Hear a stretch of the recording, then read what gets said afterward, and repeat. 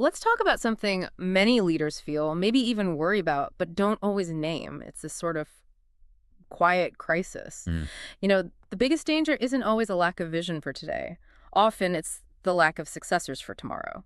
That tension between building something great now and making sure it lasts, that's a real challenge. It really is, and it's everywhere. What we're looking at today isn't just generic advice, though.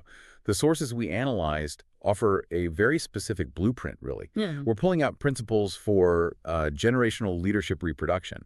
It's based heavily on ministerial frameworks, particularly patterns from the Book of Acts. Right. So our mission here for you listening is to build a framework to understand this, intentional process. It involves the community, it's spirit-led, and it's all about how we recognize and then affirm new leaders. We're trying to shift thinking, aren't we? Look. From just maintaining things, the maintenance model, towards a multiplication heartbeat. Exactly. A fundamental insight from these sources is that the early church wasn't just about, say, planting congregations or building stuff. No, it was about reproducing the leadership DNA. That means fostering leaders who could replicate themselves, replicate the mission, think spiritual inheritance, intellectual inheritance, much deeper than just managing an institution. Okay, let's start there then, this mandate. Hmm. Why does multiplication have to trump maintenance?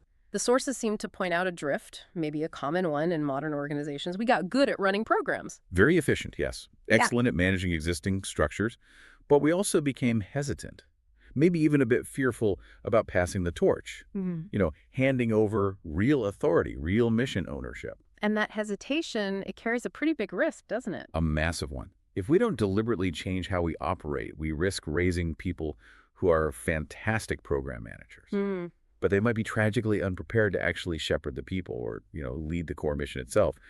Function without that deep character formation. It almost always turns toxic down the line. Yeah, I can see that. You see it in business too, right? The star performer gets promoted to management and suddenly they're lost because the skills are different.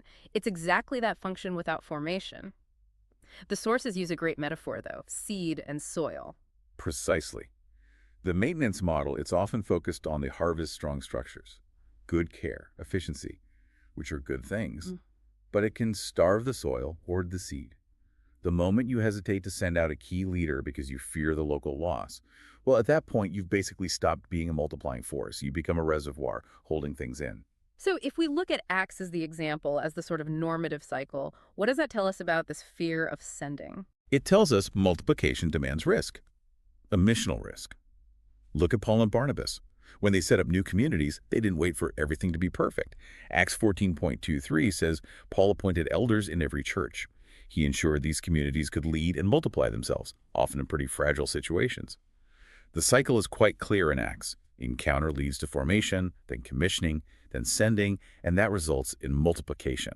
It's a system where reproduction isn't the lucky exception, it's the expected result. The urgency is striking. Identifying and releasing leaders was prioritized over, say, institutional comfort.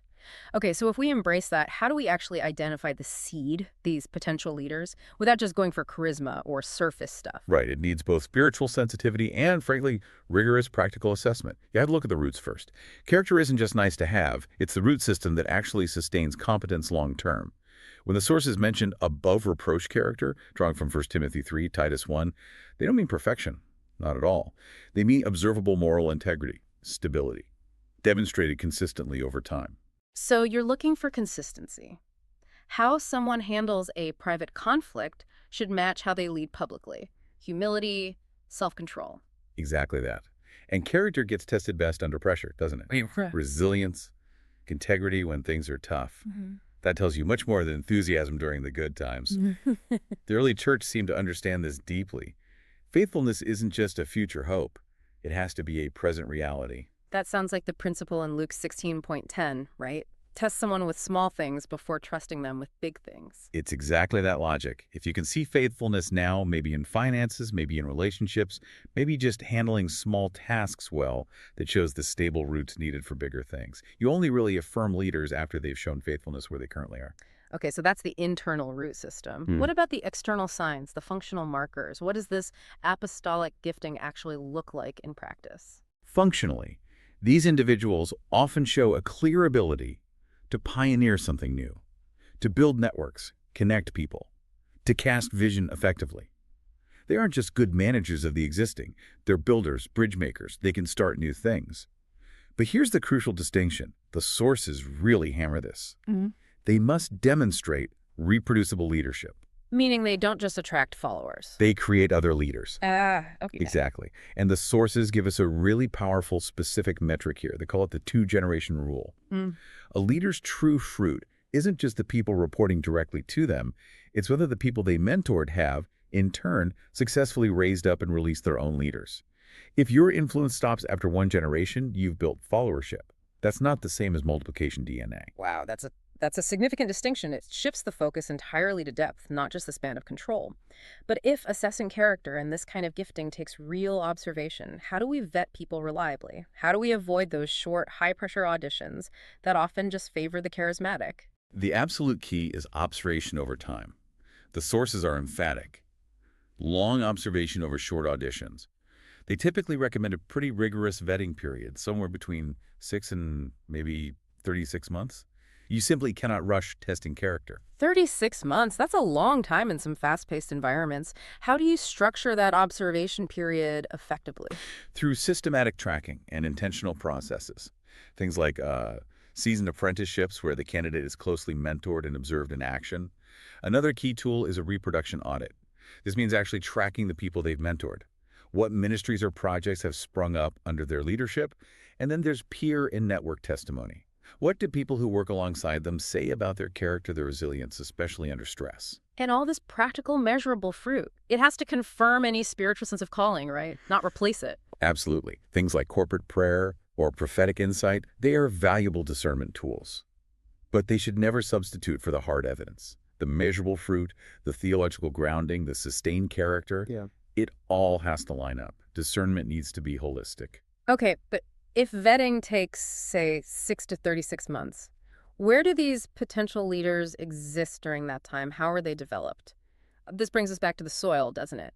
Recognizing the seed is one thing, but the community culture, the soil itself, must be ready for multiplication. Yes, this is where the whole organization shifts its mindset. Leadership development can't just be, an HR program with a tiny budget tucked away somewhere.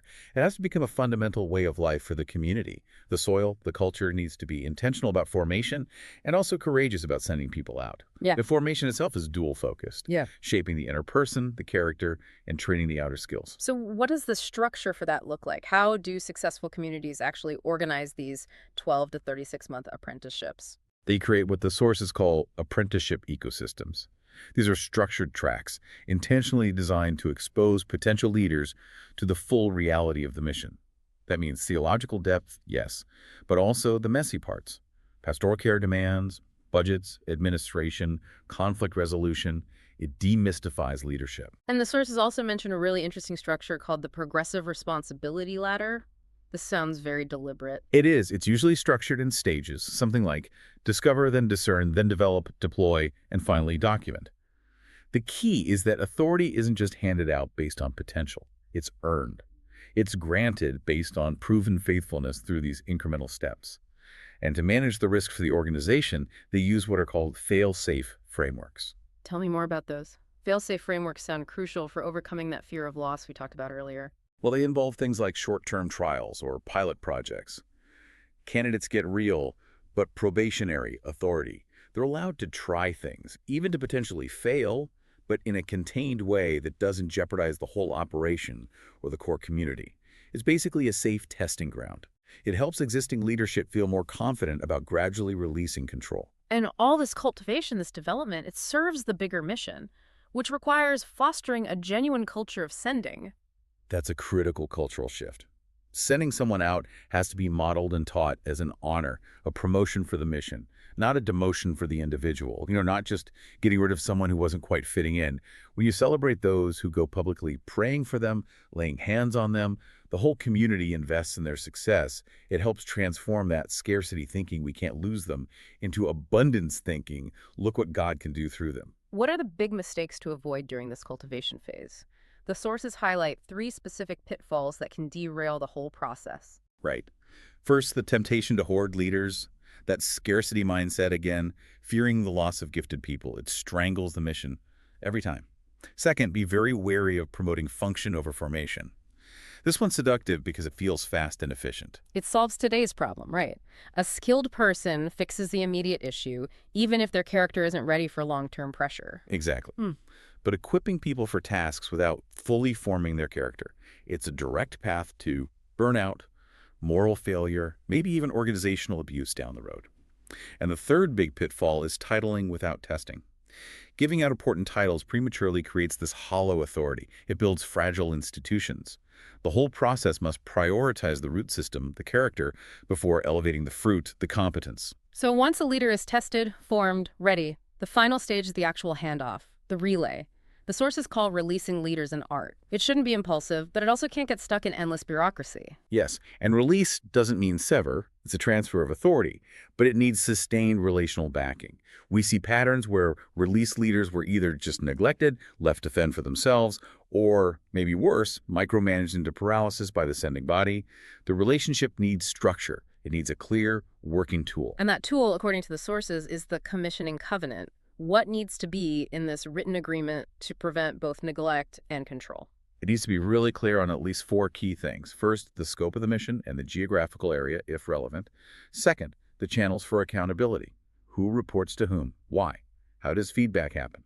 Third, the mutual support. What resources, financial, administrative, prayer, legal, maybe, will the sending body provide?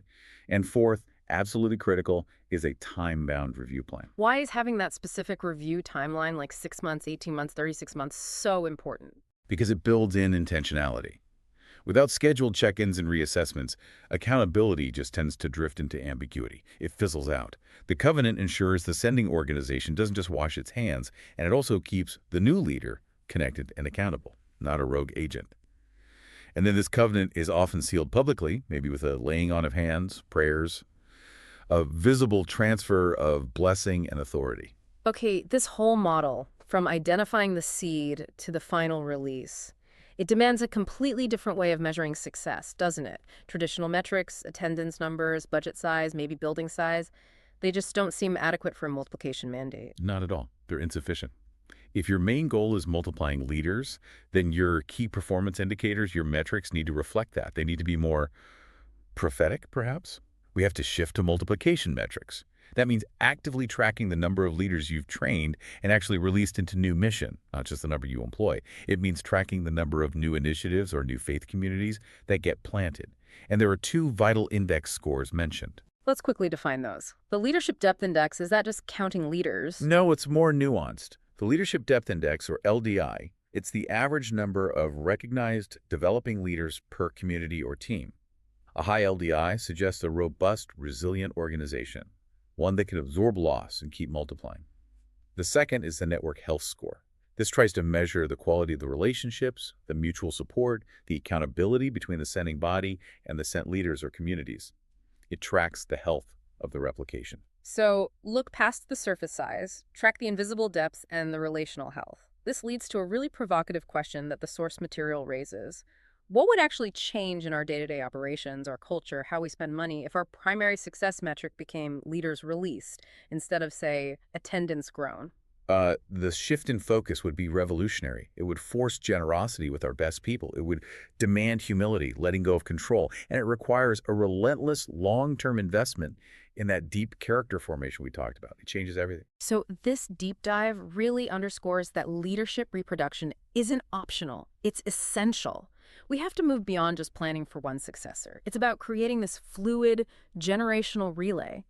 And the blueprint involves discerning the seed, preparing the soil, committing to that rigorous cultivation, and sealing the release with a covenant. It's hard work, it's costly, definitely countercultural in many ways, but the sources argue it's profoundly faithful. It requires trusting God with the whole process, doesn't it? Think about that parable, the two orchards or vineyards. If we only choose preservation, only safety, our communities might become like beautiful, well-kept parks, fenced in, finite. Eventually they might wither because they're limited by our walls. But if we choose to trust God with the seed and the soil and the act of sending, well, then we're stewarding proliferation, a forest that grows beyond what we can see, beyond our own lifetimes. Which brings us to the final question for you, the listener, drawn directly from the material. Who are you right now, intentionally affirming, equipping, and trusting to carry the mission further than you ever could? How you answer that question really determines whether your legacy will be one of maintenance or one of genuine multiplication.